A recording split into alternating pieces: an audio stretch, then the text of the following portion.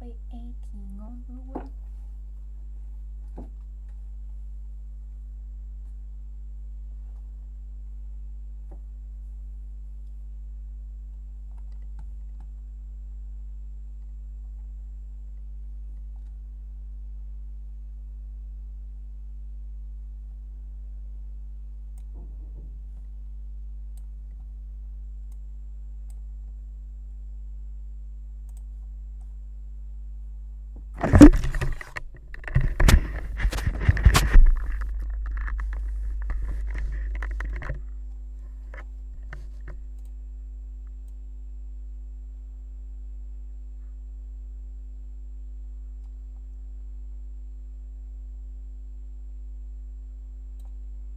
Okay.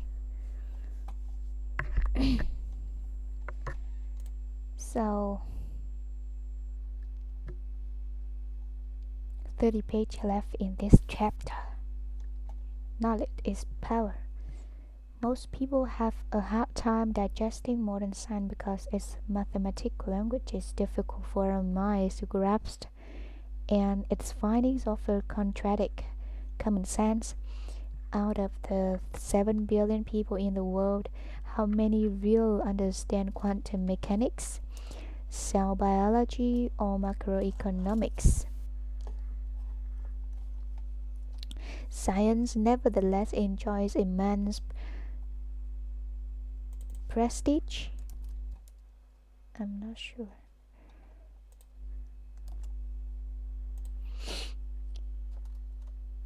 Prestige, prestige,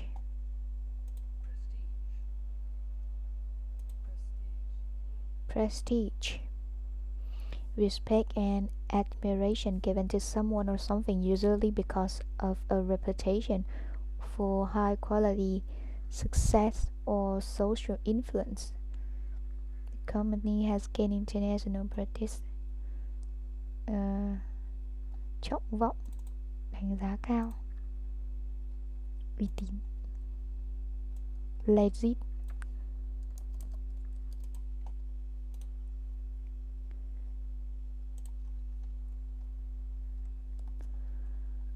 Prestige.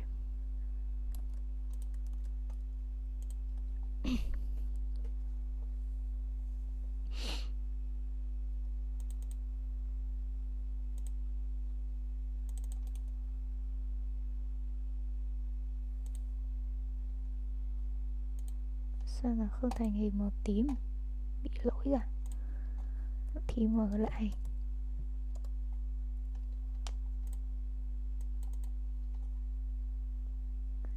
Rồi, okay.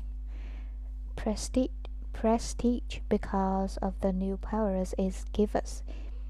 Presidents and generals may not understand nuclear physics, but they have a good grasp of what nuclear bomb can do. In 1620, Francis Bacon published a scientific manifesto titled "The New Instrument." In it, he argued that knowledge is power. The real test of knowledge is not whether it's true, but whether it empowers us. Scientists usually assume that no theory is 100% correct. Consequently, truth is a poor test of knowledge. The real test is utility.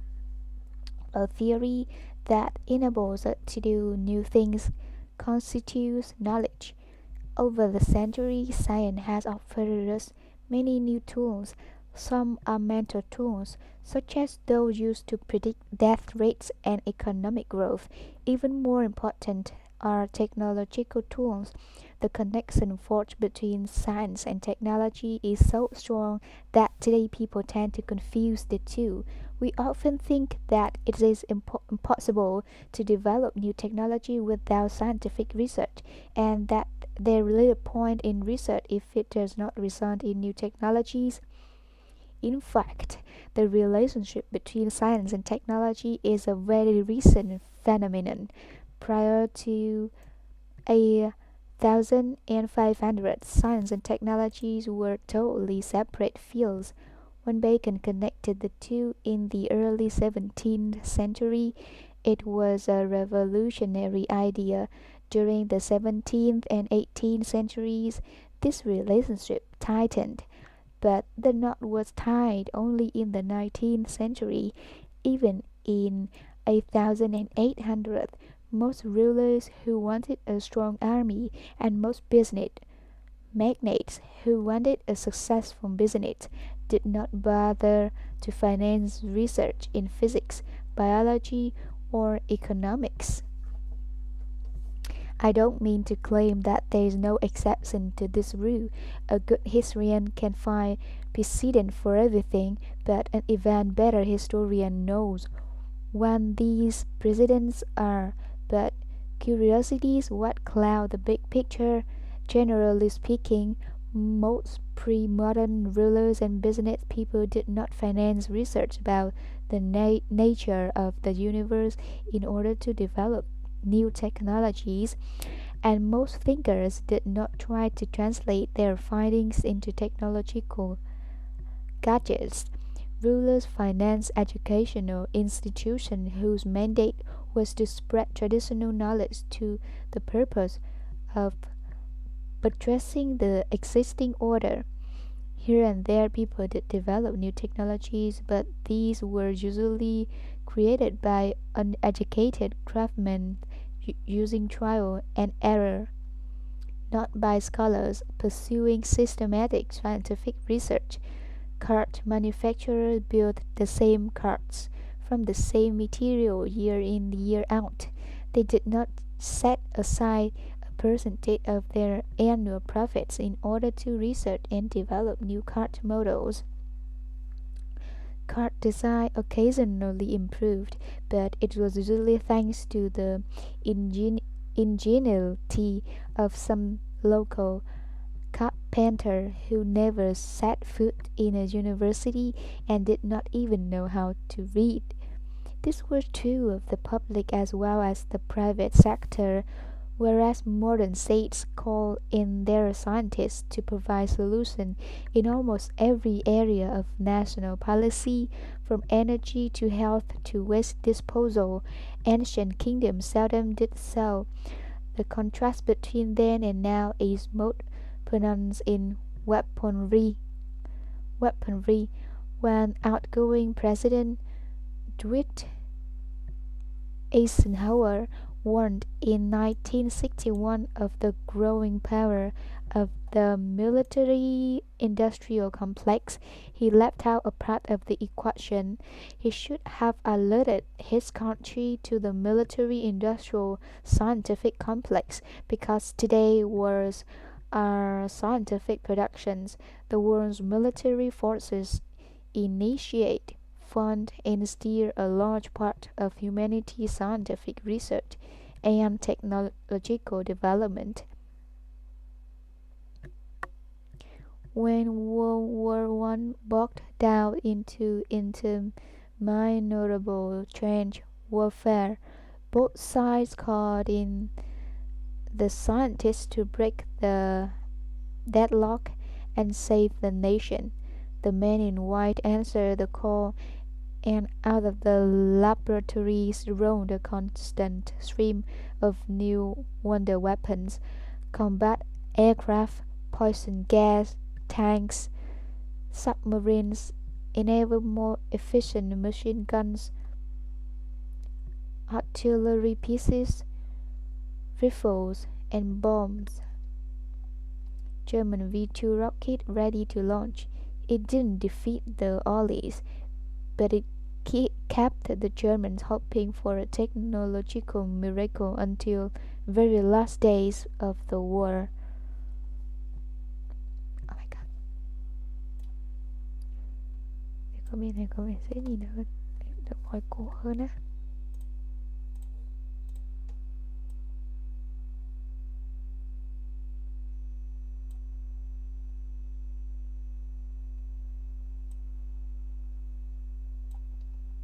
Okay.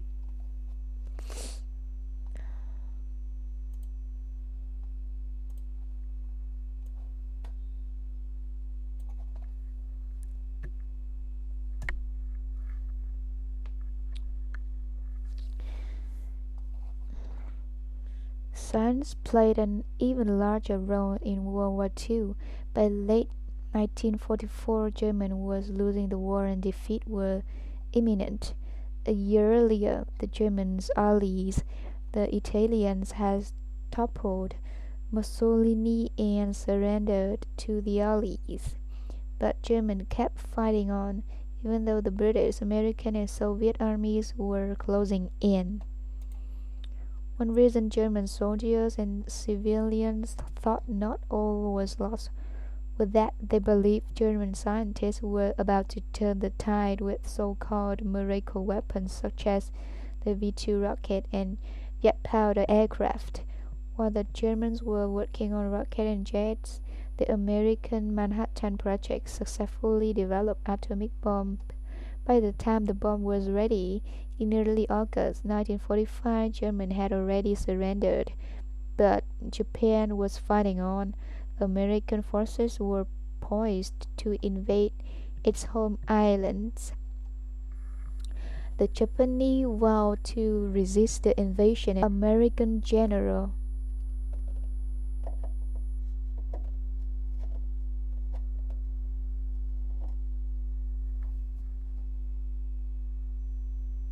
Mẹ được chưa?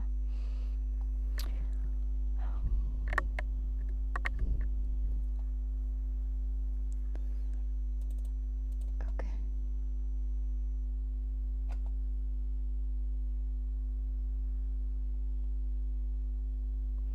And there was every reason to believe that it was no idle threat. American generals told President Harry S. Truman that an invasion of Japan would cost the lives of 1 million American soldiers and would extend the war well into 1946. To the new bomb. 2 weeks into atom bomb later, Japan surrendered unconditionally and the war was over. But science is not just about offensive weapons.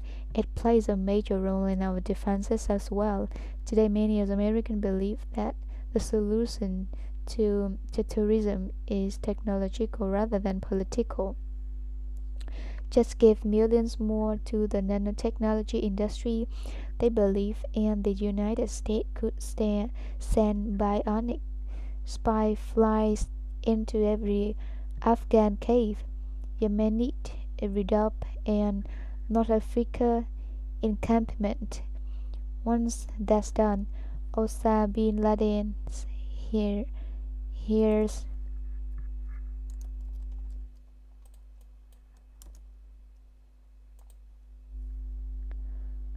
the legal right to receive money, profit, possession.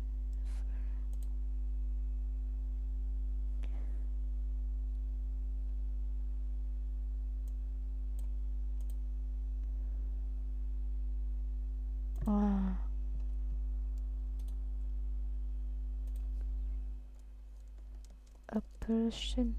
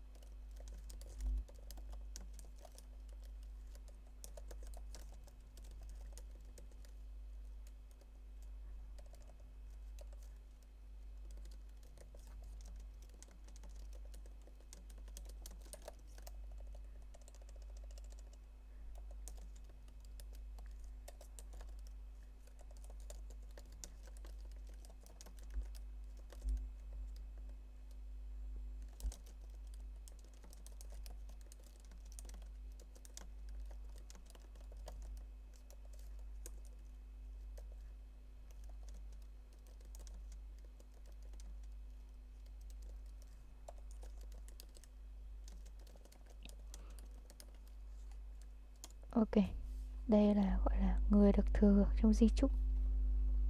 Khi mà dùng một từ đơn thì nó sẽ là người mà bây giờ có trách nhiệm giải quyết vấn đề, tình huống đã tồn tại hoặc tạo ra trước đó. Người mà tiếp tục làm việc quan trọng đã chết rồi, hoặc là có vị trí truyền nhân.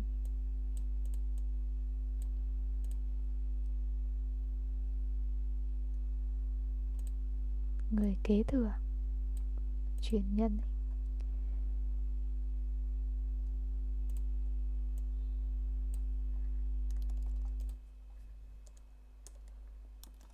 So this word pronounced er.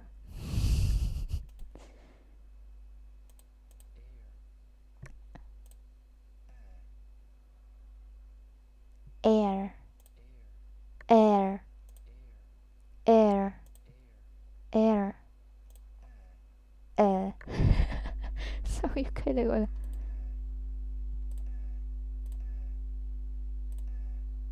air, air. Okay, that's better. Osama bin Laden's heirs will not be able to make a cup of coffee without a CIA spy flight passing this vital information back to headquarters in Langley. Allocate millions more to brain research, and every airport could be equipped with ultra sophisticated fMRI scanner that could immediately recognize angry and hateful thoughts in people's brains. Will it really work? Who knows? Is it wise to develop bionic flies and thought reading scanners? Not necessarily. Be that as it may, as you read these lines, the US Department of Defense is transferring millions of dollars to nanotechnology and brain laboratories for work on these and other such ideas. This obsession with military technology, from tanks to atom bombs to spy flies, is a surprisingly recent phenomenon. Up until the 19th century, the vast majority of military revolutions were the product of organizational rather than technology changes. When alien civilization met for the first time, technological gaps sometimes play an important role, but even in such cases, few thought of deliberately creating or enlarging such gaps. Most empires did not rise thanks to technology wizardry, and their rulers did not give much thought to technological improvement. The Arab did not defeat the Sassanid Empire thanks to superior bows or swords. The Seljuks had no technological advantage over the Byzantines, and the Mongols did not conquer China with the help of some ingenious new weapon. In fact, in all these cases, the vanquished enjoyed superior military and civilian technology. The Roman army is particularly a good example. It was the best army of its day, yet technologically speaking, Rome had no edge over Carthage, Macedonia, or the Seleucid Empire. Its advantage rested on efficient organization, iron discipline, and huge manpower reserves. The Roman army never set up a research and development department, and its weapons remained more or less the same for centuries on end. If the legions of Scipio Aemilianus, the general who leveled Carthage and defeated the Numidians in the 2nd century BC, had suddenly popped up 500 years later in the age of Constantine the Great. Scipio would have had a fair chance of beating Constantine. Now imagine that would happen to a general from a new centuries back, say Napoleon, if he led his troops against a modern armored brigade. Napoleon was a brilliant tactician, and his men were crack professionals, but their skills would be useless in the face of modern weaponry. As in Rome, So, also in ancient China, most generals and philosophers did not think their duty to develop new weapons. The most important military invention in the history of China was gunpowder. Yet, to the best of our knowledge, gunpowder was invented accidentally by Taoist alchemists searching for the elixir of life. Gunpowder's subsequent career is even more telling. One might have thought that the Taoist alchemists would have made China's master of the world. In fact, the Chinese used the new compounds mainly for firecrackers, even as the Song Empire collapsed in the face of a Mongol invasion. No emperor set up a medieval Manhattan Project to save the empire by inventing a doomsday weapon. Only in the 15th century, about 600 years after the invention of gunpowder, số gì cắm cái sạc không vào,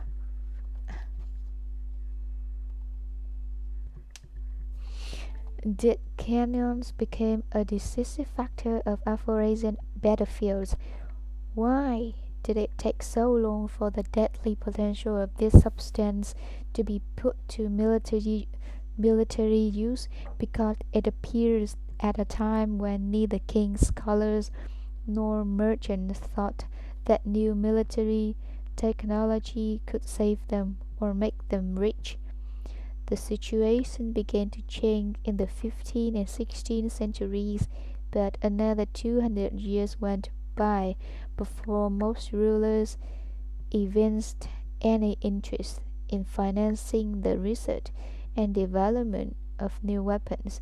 Logistics and strategy continued to have far greater impact on the outcome of wars than technology. The Napoleonic military machine that crushed the armies of the European powers at Austerlitz 1805 was armed with more or less the same weaponry that the army of Louis XVI had used. Napoleon himself, despite being an artilleryman, had little interest in new weapons, even though scientists and inventors tried to persuade him to fund the development of flying machines, submarines, and rockets. Science, industry, and military technology intertwined only with the advent of the capitalist system and the Industrial Revolution. When this relationship was established, however, it quickly transformed the world. The ideal of progress, lý tưởng của sự tiến bộ.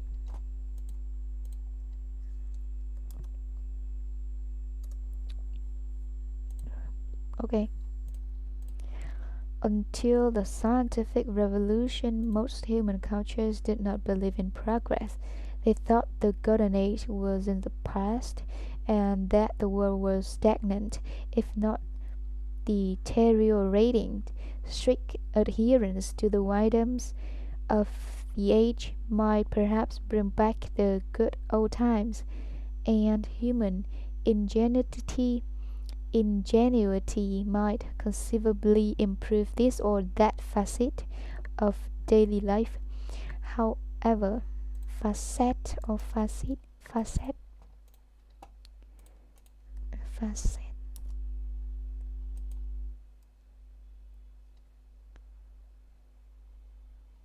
facet facet facet facet one part of a subject facet. Ok, cái này gặp ở trong code. Ok, facet of daily life. However, it was considered impossible for humans know how to overcome the world's fundamental problems. If even Muhammad, Jesus, Buddha, and Confucius, who knew everything there is to know, were unable to abolish famine, disease, poverty, and war from the world, how could we expect to do so? Many faiths believe that someday a Messiah would appear and end all wars, famines, and even death itself. But the notion famines and even death itself, but the notion that humankind could do so by discovering new knowledge and inventing new tools were worse than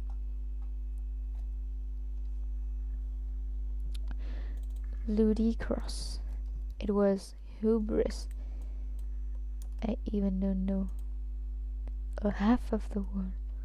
Stupid. Nực cười. Thật nực cười.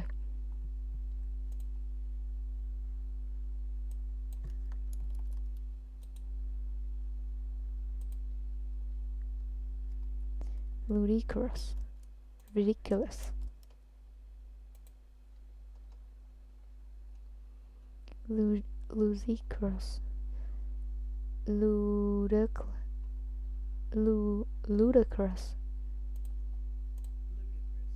Ludicrous were worse than ludicrous is were hubris.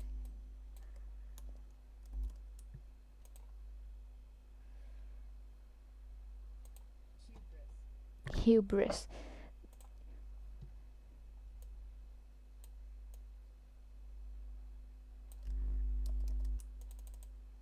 Tự cao, kiêu ngạo.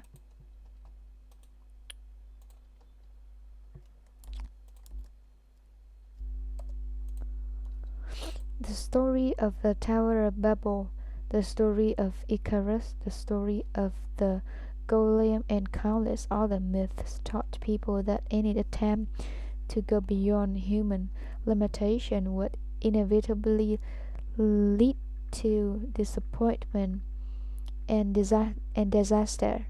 When modern culture admitted that there were many important things that it still did not know, and when that admission of ignorance was married to the idea that scientific discoveries could give us new powers, people began suspecting that real progress might be possible after all.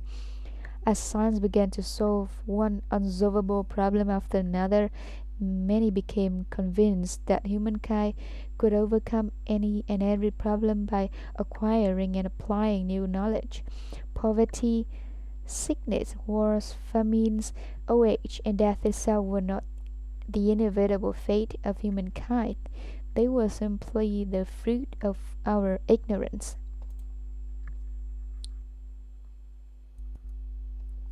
Benjamin Franklin, disarming the gods. Benjamin Franklin has a quote that I remember so well. Energy and persistence conquer all the things.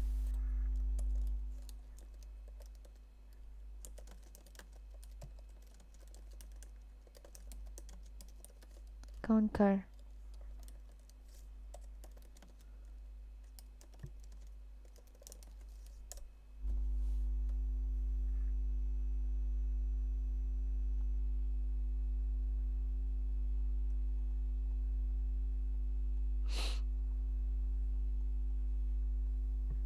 Yeah.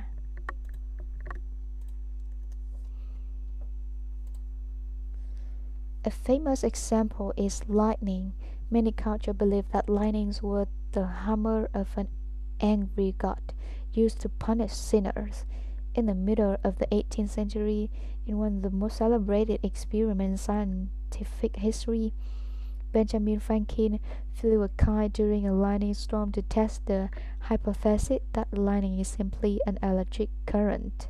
Franklin's empirical observation, coupled with his knowledge about the qualities of electrical energy, enabled him to invent the lightning rod and disarm the gods. Poverty is another case in point. Many cultures have viewed poverty as an inescapable part of this imperfect world. According to the New Testament, shortly before the crucifixion. A woman anointed Christ precious with precious oil worth 300 denarii. Jesus' disciples scolded the woman for wasting such a huge sum of money instead of giving it to the poor. But Jesus defended her, saying that the poor you will always have with you, and you can have them any time you want, but you will not always have me. Today, fewer and fewer people, including fewer and fewer Christians, agree with Jesus on this matter. Poverty is increasingly seen as a technical problem amenable to intervention. It's common wisdom that policy based on the latest findings in agronomy, economics, medicine, and sociology can eliminate poverty, and indeed many parts of the world have already been freed from the worst forms of deprivation. Throughout history, societies have suffered from two kinds of poverty: social poverty, which withholds from some people the opportunities available to others, and biological poverty, which puts the very lives of individuals at risk due to lack of food and shelter. Perhaps social poverty can never be eradicated, but in many countries around the world, biological poverty is a thing of the past. Until recently, most people hovered very close to the biological poverty line, below which a person lacks enough calories to sustain life for long. Even small miscalculation or misfortune could easily push people below that line into starvation. Natural disaster and man-made calamities often plunge entire population over the abyss abyss abyss abyss không đáy, causing the death of millions. Today, most of the world's people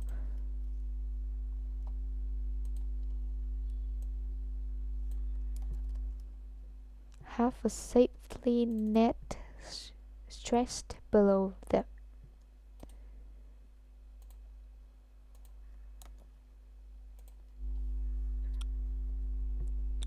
Individuals are protected from personal misfortune by insurance, state-sponsored social security, and plethora of local and international NGOs. When calamity strikes an entire region, worldwide relief efforts are usually successful in preventing the worst. People still suffer from numerous degradations, humiliations, and poverty-related illnesses, but in most countries nobody is starving to death.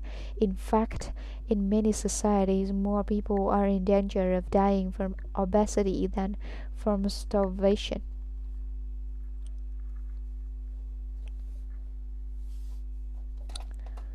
The Gilgamesh Project. Gilgamesh, không có từ này, nó là Gilgamesh mà.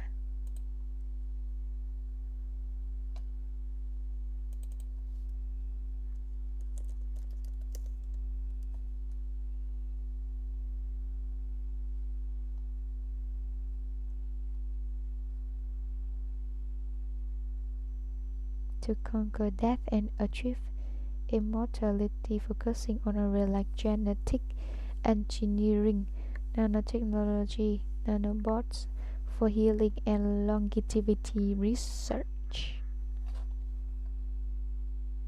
Okay.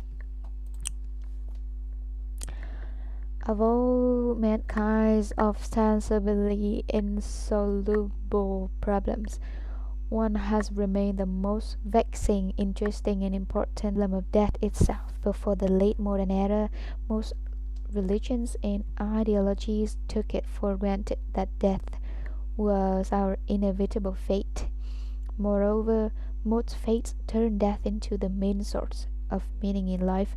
Try to imagine Islam, Christianity of the ancient Egyptian religions in a world without death. These creeds taught people that they must come to terms with death and pin their hopes on afterlife rather than seek to overcome death and live forever here on earth. The best minds were busy giving meaning to death, not trying to escape it.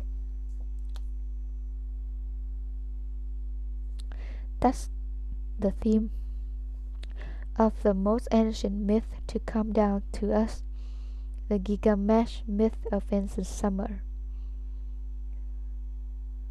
Its hero is the strongest and most capable man in the world, King Gilgamesh of Uruk, who could defeat anyone in battle. One day, Gilgamesh's best friend Enkidu died. Gilgamesh sat by the body and observed it for many days, until he saw a worm dropping out of his friend's nostril.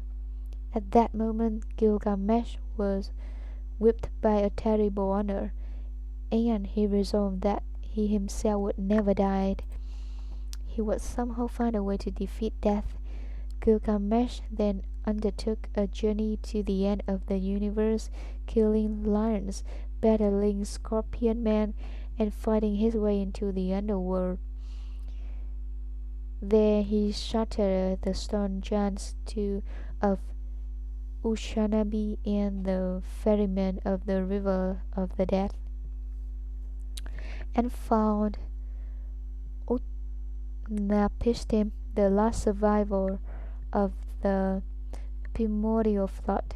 Yet Gilgamesh failed in his quest. He returned home empty-handed, as moral as ever, but with one new piece of wisdom. When he got created man, Gilgamesh had learned they set death as man's inevitable destiny, and man must learn to live with it. Disciples of progress do not share this defeatist attitude, for men have seen death is not an inevitable destiny, but merely a technical problem. People die not because the god decreed it, but due to various technical failures. A heart attack, cancer, an infection, and every technical problem has a technical solution. If the heart flutters, it can be stimulated by pacemaker or replaced by a new heart. If cancer rampage, it can be killed with drugs or radiation. If bacteria proliferate, they can be subdued with antibiotics. True, at present we cannot solve all technical problems, but we are working on them. Our best minds are not wasting their time trying to give meaning to death. Instead, they are busy investigating the physiological, hormonal, and genetic system responsible for disease and old age. They are developing new medicine, revolutionary treatment, and artificial organs that will lengthen our lives and might one day vanquish the grim Reaper himself. Until recently, you would not have heard scientists or anyone else speak so bluntly. Defeat death? That nonsense. We're only trying to cure cancer, tuberculosis, and Alzheimer's disease, they insisted. People avoided the issue of death because the goal seems too elusive. Why create unreasonable expectation? We are now at a point, however, where we can be frank about it. The leading project of the scientific revolution is to give humankind eternal life. Even if killing death seems a distant goal, we have already achieved things that we were inconceivable a few centuries ago. In 11 and 1299, King Richard the Lionheart was struck by an arrow in his left shoulder. Today we would say he incurred a minor injury, but in 1199, in the absence of antibiotics and effective sterilization methods, this minor flesh wound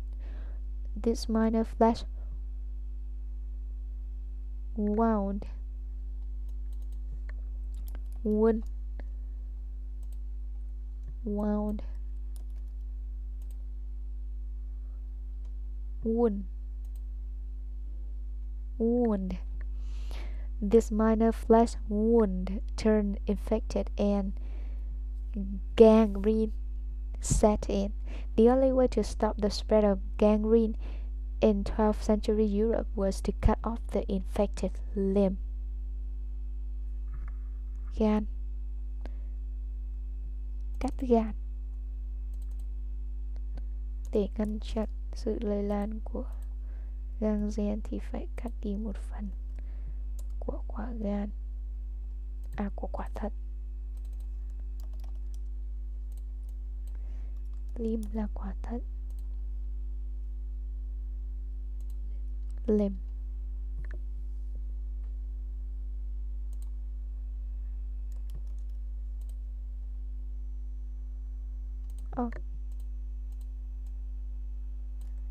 Thật sao?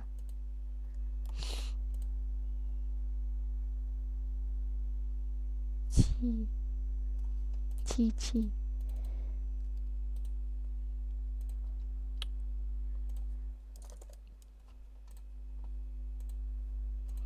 Impossible when the infection was a shoulder. The gangrene spread through the lionheart's body, and no one could help the king.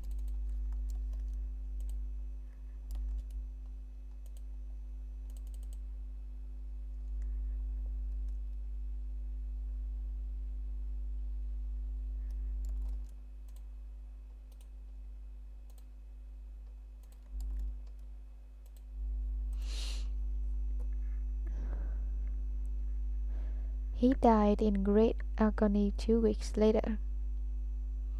As recently as the 19th century,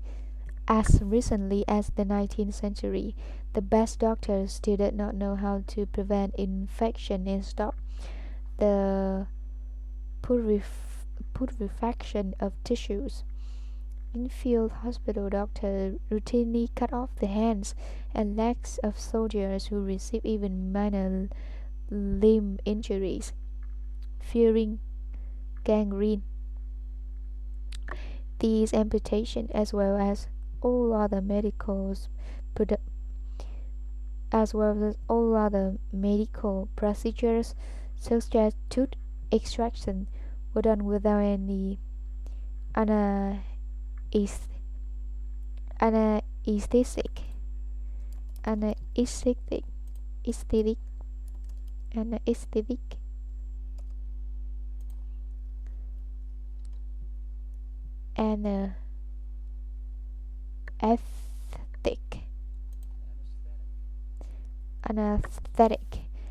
anesthetic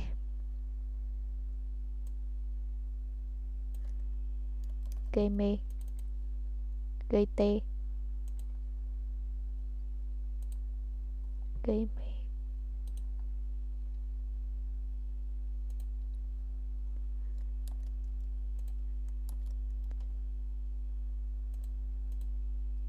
Anesthetic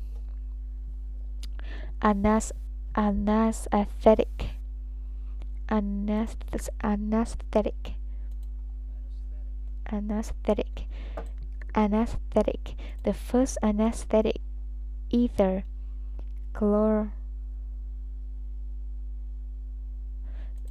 chloroform and morphine entered regular uses in Western medicine only in the middle of the 19th century.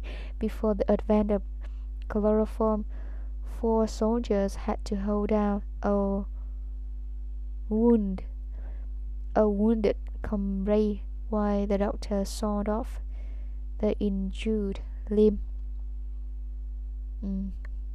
4 người lính phải giữ một người đồng đội của mình khi mà phải cắt bỏ cái chi này đi. On the morning after the Battle of Waterloo 1815, heaps of sawn off hands and legs could be seen adjacent to the field hospital. Ew, hàng đống tay chân bị cắt ra. In those days, carpenters and butchers who enlisted to the army were often sent to serve in the medical corps because surgery required little more than knowing your way with knives and saws. In the 2 centuries in Waterloo, things have changed beyond recognition. Pills, injections, and sophisticated operations saved us from a spate of illnesses and injuries that once dealt an inescapable death sentence.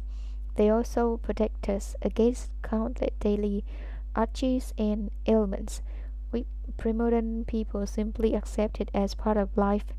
The average life expectancy jumped from around 25 to 40 years to around 67 in the entire world, as to around 80 years in the developed world that suffered worse setbacks in the arena of child mortality until the 20th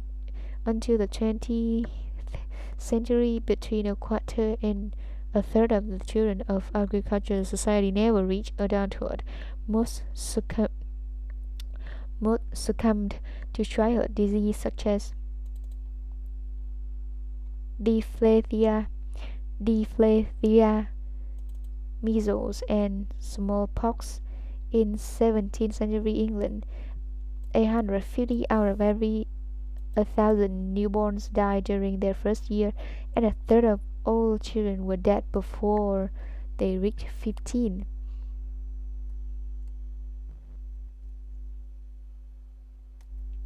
Right. Today, only 5 out of 1,000 English babies die during their first year, and only 7 out of 8,000 died before age 15. We can better grasp the full impact of the figures by setting aside statistics and telling some story. A good example is the family of King Edward I of England, 1207, and his wife Queen Eleanor, 1241-19. Their children enjoy their best conditions and the most nurturing surroundings that could be provided. In medieval Europe, they lived in palaces, ate as much food as they liked, had plenty of warm clothing, well-stocked fireplaces, the cleanest water available, an army of servants, and the best doctors.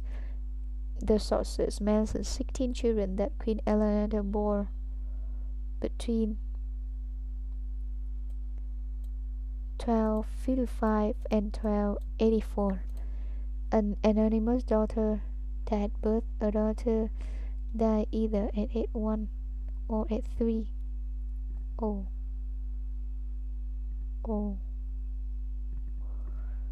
29. 5 months. 35. 10. 58. 2.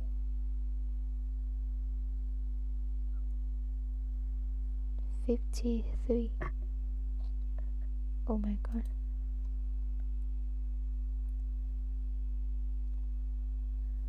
The youngest, Edward, was the first of the boys to survive the dangerous years of childhood, and at his father's death, he ascended the English throne as King Edward II. In other words, it took Eleanor 16 tries to carry out the most fundamental mission of an English queen, to provide her husband with a male heir. Edward II's mother must have been a woman of exceptional patience and fortitude. Not so the woman Edward chose for his wife Isabella of France. He had him murdered when he was 43.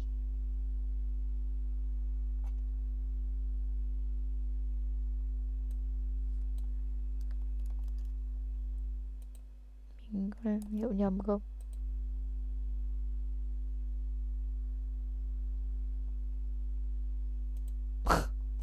Đúng rồi. To the best of our knowledge, Eleanor and Edward I were a healthy couple and passed to no fatal hereditary illnesses on to their children. Nevertheless, 10 out of the 16, 62% died during childhood. Only 6 managed to live beyond the age of 11 and only 3, just 18%, lived beyond the age of 40.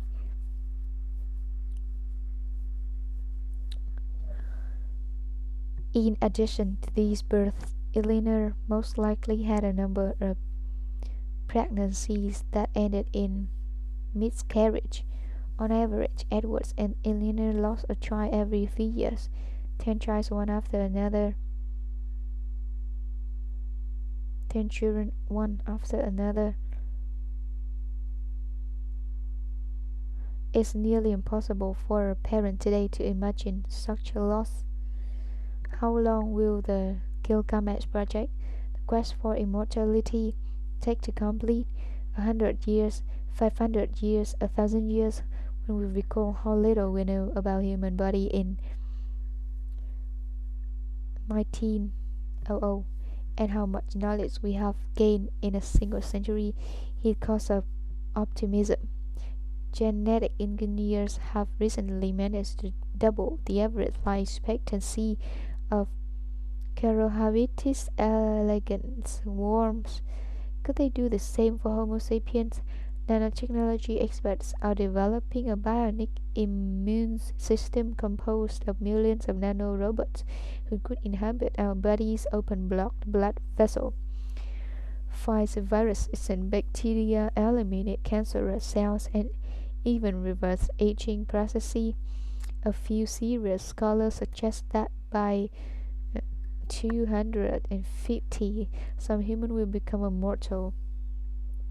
Not immortal because they could still die of some accident, but immortal meaning that in the absence of fatal trauma, their lives could be extended indefinitely.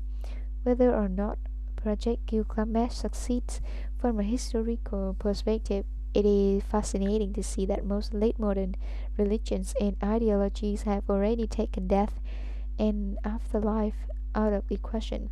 Until 18th century, religion considered death and its aftermath essential to the meaning of life. Beginning in the 18th century, religion and ideologies such as liberalism, socialism, and feminism lost all interest in the afterlife. What exactly happens to a communist after he or she dies? What happened to a capitalist? What happened to a feminist? It is pointless to look for the answer in the writing of Max Adam Smith or Simone de Beauvoir. The only modern ideology that still awards death a central role is nationalism.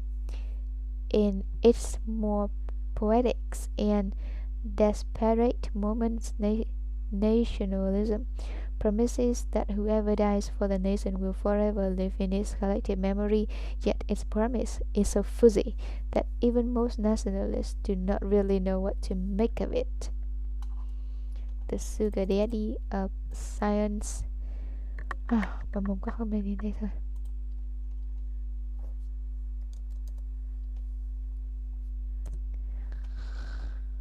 Họ thêm được 2% nữa.